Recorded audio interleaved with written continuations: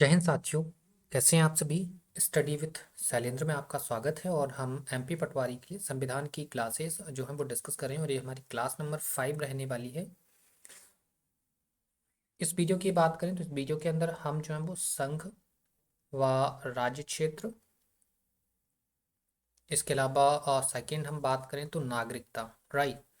इन दो टॉपिक्स को इस वीडियो के अंदर हम जो है वो कंसीडर करेंगे, राइट। तो बने रहिए आप हमारे साथ। चलिए तो देखते हैं। देखिए हम सबसे पहले संघ व राज्य क्षेत्र की बात कर रहे हैं, राइट।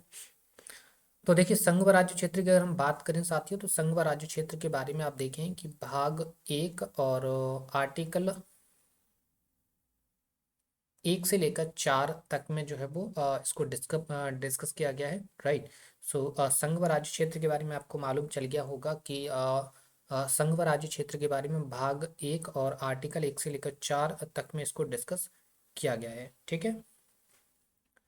देखिए आर्टिकल 1 की अगर हम बात करते हैं तो आर्टिकल 1 जो है वो हमारे देश का नाम भारत और इंडिया बताता है, ठीक है। तो यहाँ पर आप याद रखें कि name of India, name of country क्या है हमारा।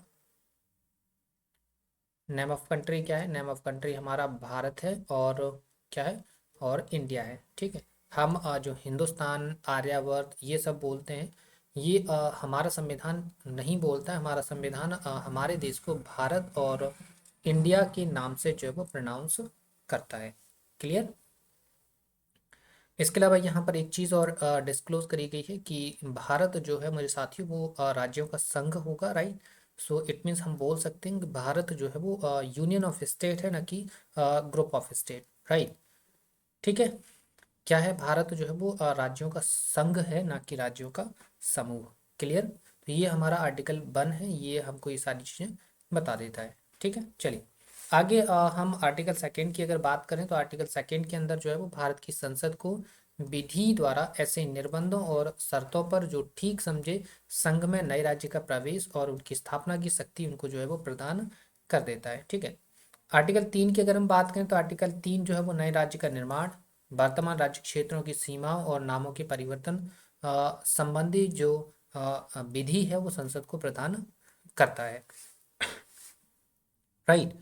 तो आर्टिकल 2 और 3 में ज़्यादा फर्क नहीं, थोड़ा सा फर्क है, ठीक है। आर्टिकल 2 और 3 में फर्क आपको यहाँ नजर आ रहा होगा कि ये वाला देखो, संघ में नए राज्य का प्रवेश, ठीक है। संघ में नए राज्य का प्रवेश अगर कराना है तो आर्टिकल 2 लागू होगा, जबकि नए राज्य का निर्माण करना है, वर्तमान राज्य क्षेत्र की सीमा को बढ़ाना या घटाना है, नाम परिवर्तित करना है तो फिर आर्टिकल 3 काम आता है, ठीक है। तो उस टाइम पे आर्टिकल 3 लागू हो जाता है, ठीक है। वैसे इनमें थोड़ा सा माइनर सा डिफरेंस है, तो यही माइनर सा डिफरेंस आपको समझना है, क्लियर। जैसे कि अगर हम बात करें कि कोई जैसे कि मान लीजिए ये इंडिया है, ठीक है, और बांग्लादेश है। तो बांग्लादेश से कुछ गांव, ठीक है, कुछ गांव जो है वो इंडिया में इंक्लूड होते हैं। तो इन गांवों को एक स्टेट के रूप में अगर भारत बनाना चाहे तो फिर उस टाइम पे आर्टिकल 2 लागू होगा। लेकिन जैसे कि मान लीजिए कि आंध्र प्रदेश था, आंध्र प्रदेश था, तो आंध्र प्रदेश से एक नया स्टेट बना तेलंगाना, ठीक है, तेलंगाना। तो ये जो नया स्टेट बना है ये बना है आर्टिकल 3 से। तो दोनों के दोनों क्लियर हो गए होंगे आपको। देखिए आर्टिकल 4 की अगर हम बात करें तो आर्टिकल 4 में आप आर्टिकल 2 क्या है, आर्टिकल दोनों के आर्टिकल 2 और 3 क्या, आर्टिकल 2 और आर्टिकल 3 ये दोनों के दोनों साथियों ये हैं क्या, एक्चुअल में देखा जाए तो ये संशोधन है, ठीक है कि नहीं। लेकिन ये संशोधन होने के बाद भी आर्टिकल 380 की प्रोसेस को फॉलो नहीं करेंगे, ये बात आर्टिकल 4 के अंदर बताई गई है, राइट। क्लियर, समझ पाएंगे आप। समझ में आया आपको, क्या समझ में आया कि आर्टिकल 2 और 3 ये दोनों के दोनों संशोधन हैं। लेकिन इसके संशोधन होने के बावजूद भी ये आर्टिकल 380 की प्रोसेस को फॉलो नहीं करेंगे। ये नहीं माना जाएगा कि आर्टिकल 380 के अंतर्गत संशोधन किया गया है, ठीक है, क्लियर। ये छोटा सा पॉइंट था, आपको समझ में आ गया। तो आर्टिकल 1, 2, 3 और 4 ये तीनों के चारों जो आर्टिकल्स हैं आपको समझ में आ गए होंगे। नहीं समझ में आए 102 बार आप देखिए, आपको सारी की सारी चीज़ें जो है वो क्लियर हो जाएंगी, क्लियर। अब हम आ जाते हैं राज्य पुनर्गठन आयोग पे। हम नए राज्य बनाते हैं, क्योंकि आपको पता है कि जब 26 जनवरी 26 जनवरी 1950 को संविधान लागू हुआ था। तो उस टाइम पे भारत में जो जितने भी कंडीशंस बनाई गई थी अंग्रेजों के द्वारा, जो स्टेट बनाए गए थे, वही स्टेट अभी भी चल रहे थे। अब क्या हो रहा था कि एक नए भारत को पुनर्गठित करना था। मतलब जो अंग्रेजों की जो बनाए हुए स्टेट थे उनको अब क्या करना था, उनको अपने हिसाब से उनको जो है वो पुनर्गठित करना था। ठीक है, इसकी मांग भी लगातार उठ रही थी। इसका मांग का एक नमूना देखें तो इसका नमूना हम देखें अगर कि पुनर्गठन आयोग की जरूरत क्यों पड़ने लगी थी। इसका रीज़न ये था कि 1953 में आप देखें कि 1953 में एक व्यक्ति होते हैं जिनका नाम होता है श्री राम मुल्लू। क्या नाम होता है उनका? उनका नाम होता है श्री राम मुल्लू। ये क्या करते हैं, ये अनशन कर देते हैं। क्या कर देते हैं मेरे साथियों? ये जो है वो अनशन कर देते हैं। ठीक है, और अनशन करने की वजह से, ठीक है, 1953 में आप देखेंगे कि एक व्यक्ति होते हैं श्री राम मुल्लू। क्या नाम बताया आपको? श्री राम मुल्लू। ये जो है ये अनशन कर देते हैं। ठीक है, क्या कर देते हैं? अनशन कर देते हैं। और ये अनशन होता है 56 दिन का, और 56 दिन के बाद जो है वो इनकी क्या हो जाती है? डेथ हो जाती है। और डेथ होने के बाद जो है वो आंदोलन और तेज हो जाता है, जिस वजह से 1953 में ही आप देखेंगे 2 अक्टूबर 1953 को भारत का सबसे पहला राज्य जिसे पुनर्गठित किया गया था वो है आपका आंध्र प्रदेश। ठीक है, सो भाषाई आधार पर सबसे पहला जो स्टेट बनाया गया था वो आंध्र प्रदेश हो जाता है। ठीक है, तो आइए जरा वापस से हम ऊपर आ जाते हैं। देखिए, राज्य पुनर्गठन आयोग में 3 आयोग मेनली शामिल होते हैं। एक एस के धर आयोग, JBP आयोग और फजल अली आयोग। ठीक है, एस के धर आयोग की बात करें तो ये 1948 के अंदर आता है। और अगर हम JBP आयोग की बात करें तो अगर इसकी बात करें एस के धर की, तो ये तो जून 1948 में आता है। और JBP आयोग की बात करें तो ये जो है वो दिसंबर 1948 में आता है। और फजल अली आयोग की बात करें तो ये आता है आपका दिसंबर 1953 में। ठीक है, तो हम इनको बारी बारी से डिस्कस कर लेते हैं। सबसे पहले हम बात करते हैं एस के धर आयोग की। ठीक है, एस के धर आयोग की बात करें तो इनकी सबसे पहले अगर हम सिफारिश की बात करें कि एस के धर आयोग ने क्या सिफारिश दी थी। ठीक है, ये तो पता चल गया कि ये जो है वो जून 1948 में आया था। ये अपनी रिपोर्ट बनाएगा। तो रिपोर्ट, इसने जो रिपोर्ट की बात करें कि रिपोर्ट कब पेश कब करी, तो इसने रिपोर्ट पेश करी थी दिसंबर 1948 में। ठीक है, जून 1948 में इसको बनाया गया और दिसंबर 1948 में इसने जो है वो रिपोर्ट दी। उस रिपोर्ट में क्या क्या सिफारिश करी? इसने सिफारिश करी कि राज्यों का गठन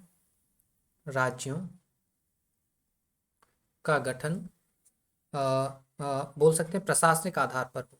राज्यों का गठन प्रशासनिक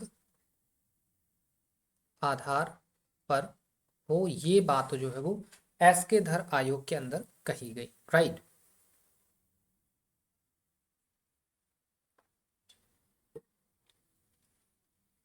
अब देखिए, अब हम अगली बात कर लेते हैं, JBP आयोग की बात कर लेते हैं। किसकी बात कर लेते हैं? JVP आयोग। राइट, तो यहाँ पे JBP का मतलब तो आपको समझ में आ रहा होगा। J for Jawahar Lal, just 1 minute.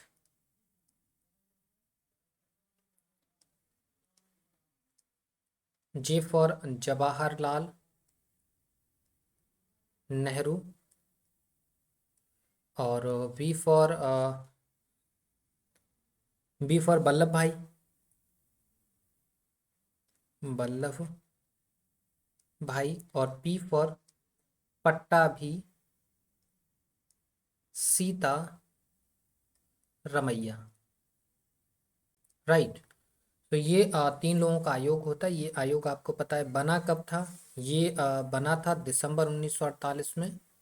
ठीक है, रिपोर्ट की बात करें, इसने रिपोर्ट कब दी? तो इसने रिपोर्ट दी है अप्रैल 1949 में। राइट, 1949 में रिपोर्ट दी। और इसने भी सिफारिश किस बात की करी? इसने भी सिफारिश किस बात की करी कि राज्यों का जो गठन है वो प्रशासनिक आधार पर होना चाहिए, न कि भाषाई आधार पर। राइट, किस आधार पर होना चाहिए? सिफारिश क्या करी कि राज्यों का गठन प्रशासनिक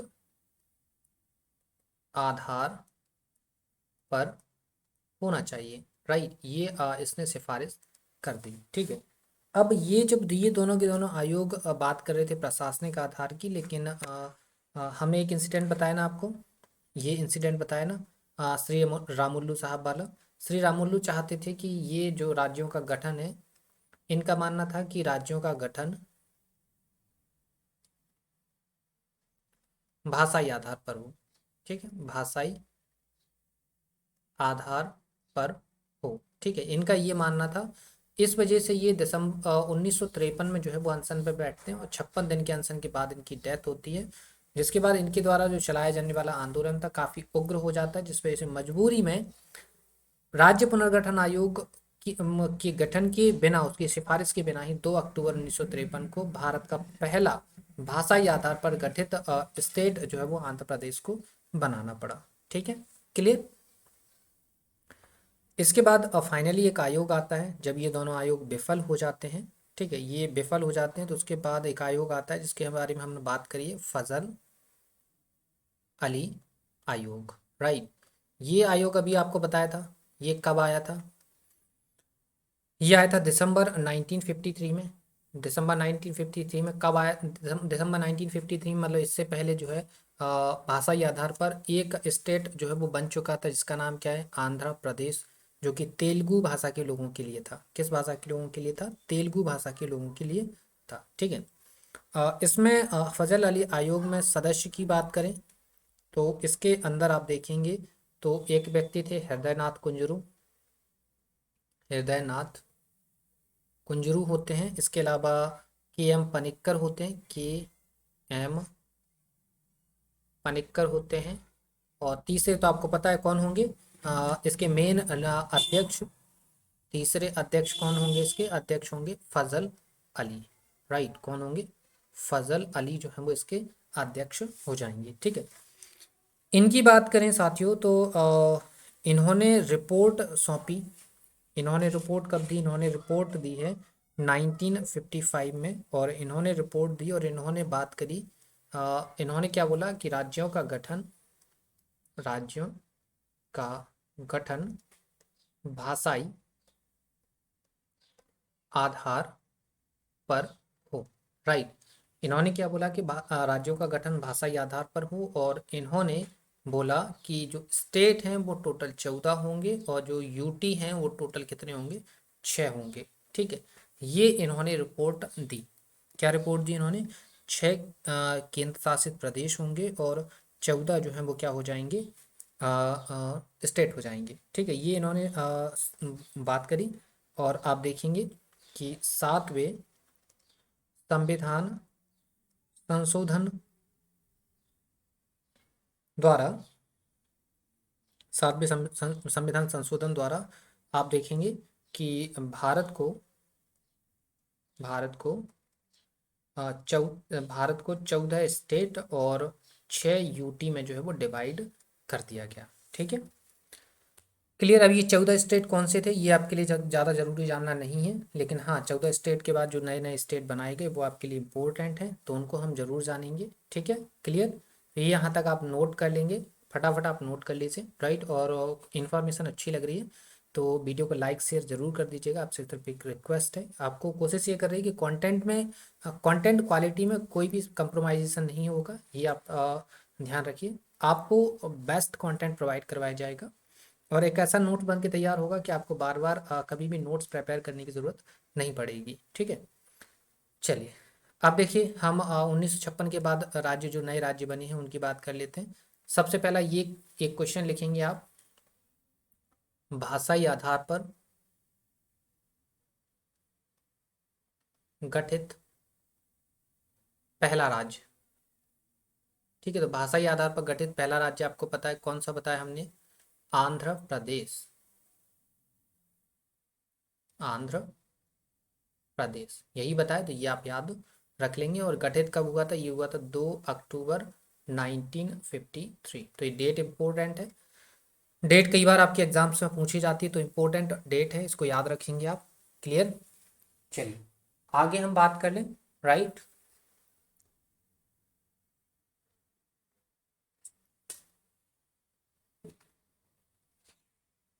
देखिए आगे हम बात करें तो बात करते देखिए महाराष्ट्र और गुजरात का गठन 1960 में होता है। नागालैंड को 1963 में स्टेट बनाया जाता है। पंजाब, हरियाणा और हिमाचल प्रदेश को 1966 में गठित होता है। लेकिन हिमाचल प्रदेश की बात करें तो इसको पूर्ण राज्य जो है वो बनाया गया था 1971 में। ठीक है, पूर्ण राज्य 1971 में बनके तैयार हुआ था। हालांकि हिमाचल प्रदेश का जो गठन है वो 1971 में ही हो चुका था, सॉरी 1966 में ही हो चुका था, लेकिन पूर्ण राज्य इसको 1971 के अंदर बनाया जाता है। राइट। इसके अलावा देखिए मेघालय 1969 में ये बन जाता है। त्रिपुरा और मणिपुर की बात करें तो 1970 में ये बन के तैयार हो जाता है। सिक्किम 1975 में इसका गठन हो जाता है। मिजोरम 1986 में इसका जो है वो गठन हो जाता है। राइट।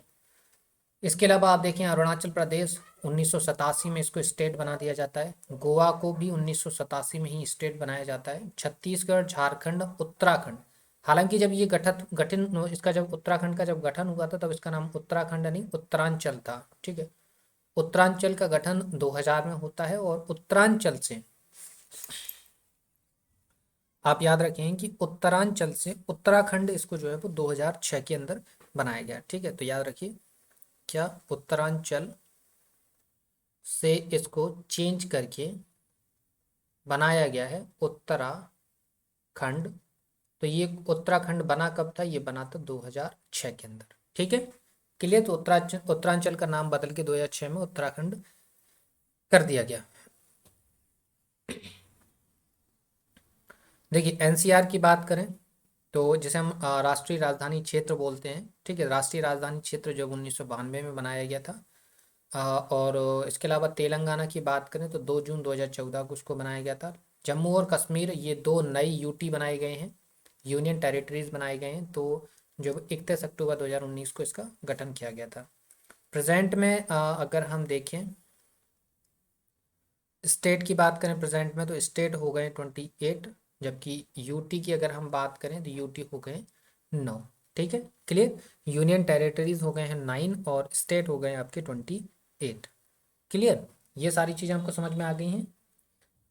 ठीक है, चलिए और आगे थोड़ा सा डिस्कस कर लेते हैं। लेकिन ये यहाँ पर एक पॉइंट आप लिखेंगे। यहाँ पे देखिए जगह खाली है, पॉइंट लिखिए नोट में। पहला पॉइंट लिखिए 2 जून 2014 क्या बना? ये तो आपने देखा था तेलंगाना बना था। राइट। लेकिन इसके लिए अमेंडमेंट कौन सा हुआ था? अमेंडमेंट अमेंडमेंट कौन सा हुआ था? इसका अमेंडमेंट आप देख लीजिएगा। इसका अमेंडमेंट याद नहीं आ रहा है, बाकी इसका अमेंडमेंट आपको देखना है। ठीक है, अमेंडमेंट देख लीजिएगा। बाकी एनसीआर की अगर हम बात करें एनसीआर की तो एनसीआर ये तो पता है आपको कब बना था, ये 1992 में, ये तो हम आपको बता चुके हैं। लेकिन इसका अगर हम संविधान संशोधन की बात करें तो संविधान संशोधन जो है वो 69 है। 69वें संविधान संशोधन के द्वारा जो है राष्ट्रीय राजधानी क्षेत्र को जो है वो क्या बना दिया गया, सॉरी एनसीआर को जो है राष्ट्रीय राजधानी क्षेत्र के रूप में गठित कर दिया। ठीक है, आगे हम बात करें देखिए साथी नंबर 3 पे बात करें तो बात करते हैं 31 अक्टूबर 2019 की। और इस टाइम पे आप देखें कि दो नई यूनियन टेरिटरीज बनाई गई थी। देखिए 31 अक्टूबर से पूर्व और इसके बाद, इसके पूर्व अगर आप देखें तो उससे पूर्व स्टेट जो है वो साथियों ये होते हैं 29 और यूटी होते हैं 7।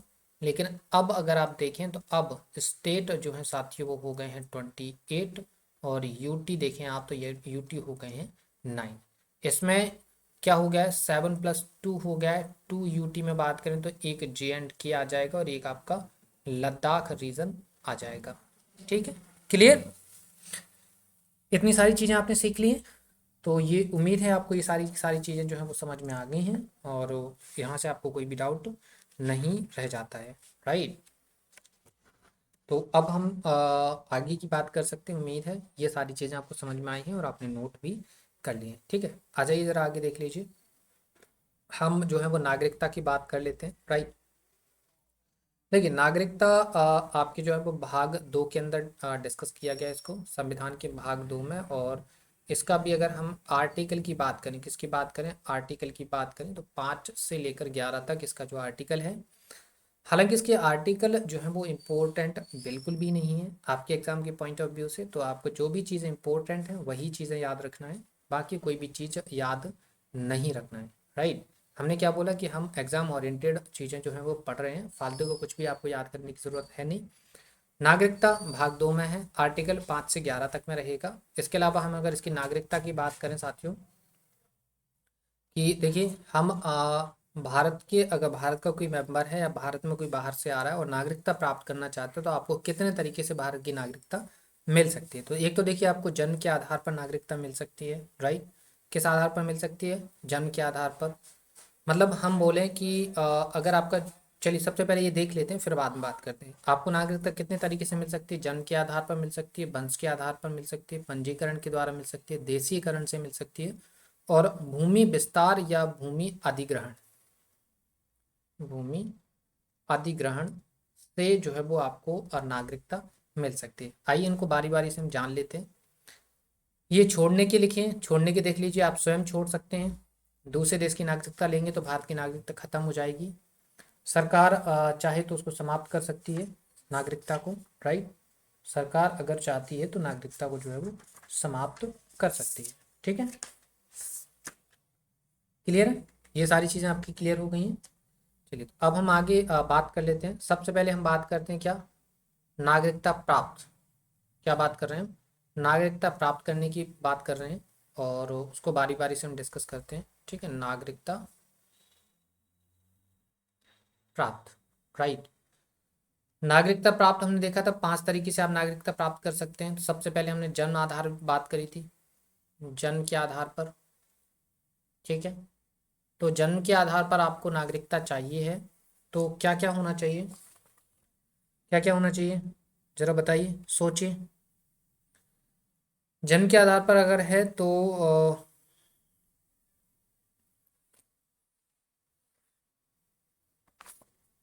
जन्म के आधार पर अगर हम बात करें तो आपका जो जन्म है, आपका जन्म, जन्म 26 जनवरी, 26 जनवरी 1950 के बाद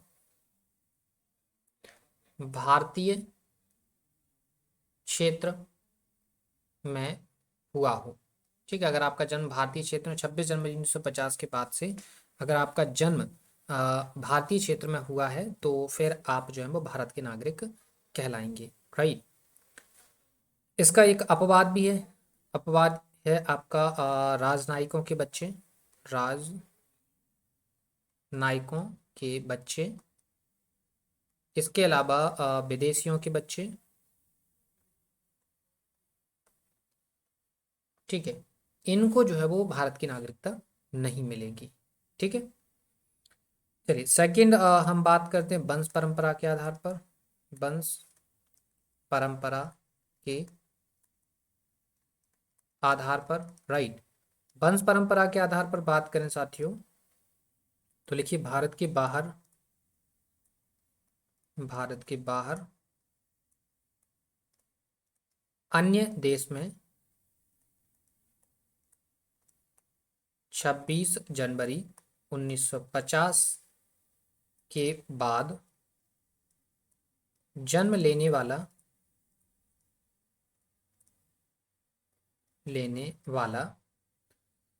व्यक्ति, जन्म लेने वाला व्यक्ति भारत का नागरिक होगा, होगा यदि जन्म के समय माता या पिता में से कोई भारतीय रहा हो। ठीक है, मतलब अगर माता या पिता में से किसी के पास भारत की नागरिकता रही हो, तो उनके होने वाले बच्चे का जन्म अगर भारत से बाहर होता है तो भी वो भारत का नागरिक बन जाता है। राइट, क्लियर है। चलिए, यहाँ पर एक नोट आप याद रखेंगे। नोट क्या रहेगा, लिखिए, माता की नागरिकता के आधार पर विदेश में जन्मे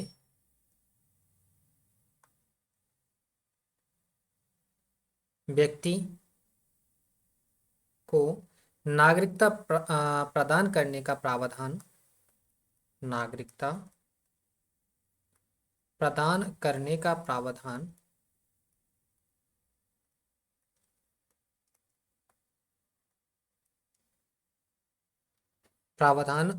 नागरिकता संशोधन अधिनियम 1992 द्वारा किया गया है।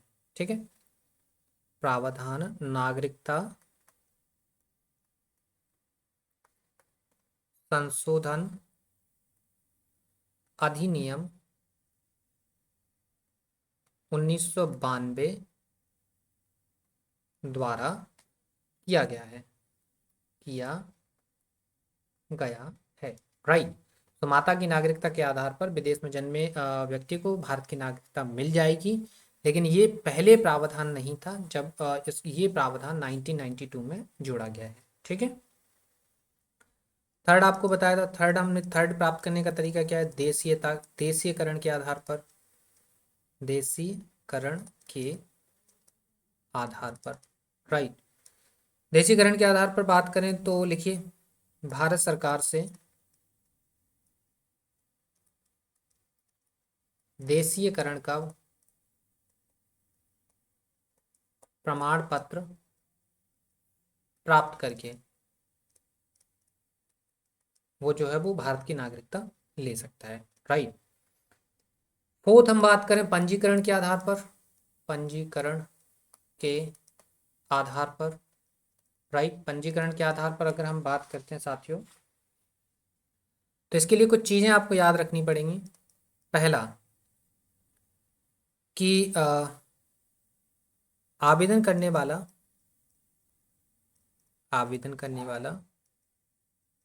व्यक्ति कम से कम 6 माह पूर्व से भारतीय क्षेत्र में रह रहा हो। ठीक है, तो वो पंजीकरण के आधार पर नागरिकता ले सकता है। इसके अलावा दूसरा, वे स्त्रियां जो भारतीय पुरुषों से ऐसा लिखिए, वे विदेशी स्त्रियां जो भारतीय पुरुषों से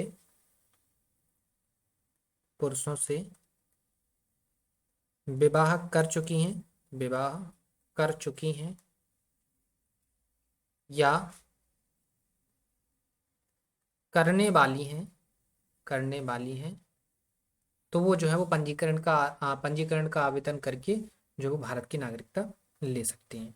ठीक है, के लिए और भी सारी चीज़ें हैं, तो ज़्यादा चीज़ें याद रखने की जरूरत नहीं, 2 ही पॉइंट आप याद रखिए। इसके अलावा तो भारतीय नागरिकों के नाबालिग बच्चे, ये भी पंजीकरण के आधार पर जो है वो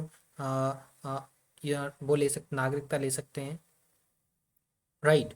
ठीक है, ये सारी चीज़ें हो गई। इसके बाद आप लिखिए, लास्ट में आपको क्या बताया था? भूमि अधिग्रहण या हम बोल सकते हैं भूमि विस्तार। राइट, भूमि विस्तार, इसके थ्रू भी आप भारत की नागरिकता ले सकते हैं। ठीक है, कैसे? जब भी भारत किसी अन्य देश की भूमि का अधिग्रहण करता है तो उस क्षेत्र में रहने वाले सभी नागरिक भारत के नागरिक होंगे। राइट। तो ये हमारा भारत की नागरिकता के संबंध में कुछ फैक्ट थे जो उम्मीद है आपको समझ में आ गए हैं। ठीक है, क्लियर। तो ये 5 तरीके से हम भारत की नागरिकता ले सकते हैं। 3 तरीके से हम भारत की नागरिकता जो है वो छोड़ सकते हैं। कैसे छोड़ सकते हैं ये हमको आपको बता चुके हैं। कि आप स्वयं छोड़ना चाहें छोड़ दीजिए, लेकिन हो सकता है किसी दिन सरकार आपसे आपकी नागरिकता छीने, तो सरकार भी आपसे नागरिकता आपकी छीन सकती है। इसके अलावा दूसरे देश की अगर आप नागरिकता लेंगे तो भारत की नागरिकता आपकी समाप्त हो जाएगी। ठीक है, तो इस प्रकार से ये होता है।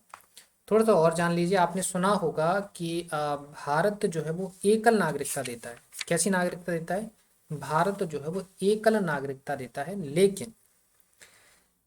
लेकिन याद रखिए साथियों कि भारत जो है वो दोहरी नागरिकता भी देता है, लेकिन कुछ कंट्रीज के लिए। ठीक है, तो ये तो आप जानते हैं कि भारत एकल नागरिकता देता है। ठीक है, तो इसको तो हम डिस्कस करते नहीं, हम दोहरी नागरिकता को डिस्कस करते हैं। ठीक है, दोहरी नागरिकता, राइट। दोहरी नागरिकता की हम बात कर लेते हैं, तो लिखिए दोहरी नागरिकता किन को मिल सकती है, उनको लिख लीजिए। लिखिए ऐसे भारतीय, ऐसे भारतीय जो 26 जनवरी 1950 के बाद देश छोड़कर, देश छोड़कर विदेशों में, देश छोड़कर विदेशों में चले गए, अ, उन्हें दोहरी नागरिकता प्रदान की जाएगी। उन्हें दोहरी नागरिकता प्रदान की जाएगी, राइट। लेकिन यहाँ पर एक अपवाद है, वो अपवाद आप याद रखेंगे। अपवाद क्या होगा? अपवाद है यहाँ पर जैसे कि पाकिस्तान।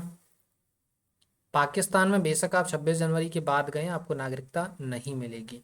ठीक है, बांग्लादेश हो गया, हम बांग्लादेश के लोगों को जो है वो दोहरी नागरिकता का प्रावधान नहीं देते हैं। ठीक है, भारत में इस दोहरी नागरिकता को साथियों कुछ और नाम दिया गया है। ठीक है, दोहरी नागरिकता को नाम यहाँ पर बात करें, दोहरी नागरिकता, तो इसको दोहरी नागरिकता को साथियों यहाँ पर इंडियन ओवरसीज सिटीजनशिप बोला गया है। इट मीन्स IOC इसको जो है बोला गया, sorry, overseas citizenship of India, OCI बोला गया है। ठीक है, क्या बोला गया है इसको? इसको OCI बोला गया है, दोहरी नागरिकता को। ठीक है, इसमें होता क्या है जरा देखिए, आगे लिखिए। ठीक है, आगे हम बात करें साथियों, OCI की अगर हम बात करें, किसकी बात करें? OCI की अगर हम बात करें, ठीक है, तो OCI की लिखिए। जिनको OCI कार्ड में होता क्या है, जीवन भर के लिए वीजा प्राप्त हो जाता है आपको। आप भारत में कभी भी आइए, कभी भी जाइए। ठीक है, यहाँ पर एक चीज है लेकिन कि OCI धारक, OCI धारक वोट नहीं कर सकते, वोट नहीं कर सकते। ठीक है, इसके अलावा OCI धारक, OCI धारक सार्वजनिक पद नहीं प्राप्त कर सकते, मतलब सरकारी जॉब नहीं कर सकते। ठीक है, क्लियर। तो ये है OCI। उम्मीद है आपको समझ में आ गया होगा, राइट। ठीक है,